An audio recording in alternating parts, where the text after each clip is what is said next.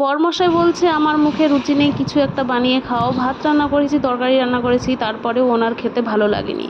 তো দুপুরে ভাত খাওয়ার পরে বেঁচেছিল কিছুটা ভাত, তো ভাবলাম টেস্টি একটু মুখরোচক কিছু বানিয়ে দিই। তার জন্য দেখো এখানে আলু কেটেছি, তারপরে বিনস কেটেছি, তারপরে ধনেপাতা, লঙ্কা, টমেটো, রসুন, পেঁয়াজ সবটাই কেটে নিয়েছি। সো গাইজ, আমি অম্বিকা মণ্ডল নতুন একটা ছোট্ট ব্লগ ভিডিওতে সবাইকে স্বাগত জানাই। তো আজকে আমি টেস্টি কিছু বানাতে চলেছি। তো কী কী নিয়েছি সেটা আমি দেখিয়েছি। ডিমও লাগবে আর বেঁচে যাওয়া ভাত, ঠিক আছে? তাই বলে পান্তা ভাত না, ঠিক আছে? এটা গরম ভাতই কিছুটা বেঁচেছিল, সেটা দিয়ে করতে হবে, একটু ফ্রাইড রাইস টাইপেরই হবে।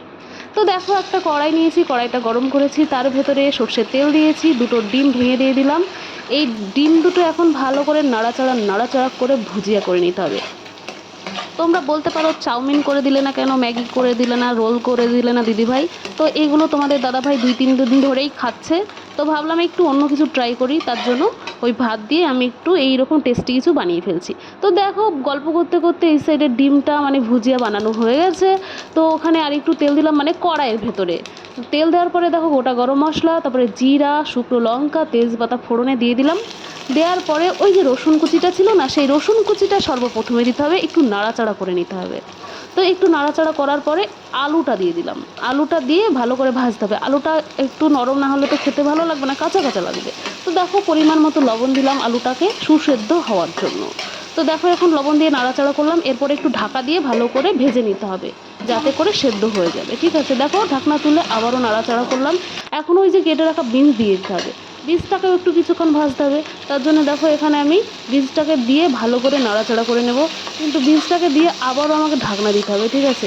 ওই লবণ যতটা দিয়েছি এখন আপাতত চলবে, ঠিক আছে? এরপরে দেখো বীজটাকে দিয়ে একটু নাড়াচাড়া করেছি, মাঝে একটু ঢেকে দিয়েছিলাম, সেটা আমি অফ ক্যামেরায় করেছি। তো এখানে দেখো পেঁয়াজ, লঙ্কা, তারপরে টমেটো সব কিছু দিয়ে দিলাম। দেওয়ার পরে এখন ভালো করে এটাকে ভেজে নিতে হবে, ঠিক আছে? নাড়াচাড়া করে সুন্দর করে ভেজে নিতে হবে। তোমরা কি এরকম মাঝে মাঝে বানিয়ে বড়মশাইকে খাওয়াও? তো এরকম আমি এর আগে বানিয়েছি, তো আজকেরটা সম্পূর্ণ একটু অন্যরকমই হচ্ছে, ঠিক আছে? তো দেখো আমি ঢাকনা দিয়ে আবারও একটুখানি ভেজে নিয়েছি। মানে ভেজে নেওয়া বলতে কি হলো, ঢাকনাটা দেওয়ার কারণটা হচ্ছে যদি কোনো কাঁচা অংশ থাকে সবজির ভেতরে, সেই কাঁচাটা থাকবে না, সেদ্ধ হয়ে যাবে আর কি। তো দেখো এখানে অনেকটাই ভাজা হয়ে গেছে। এখন এখানে দিয়ে দিচ্ছি কি বলো তো, ওই যে ঘি, ঠিক আছে?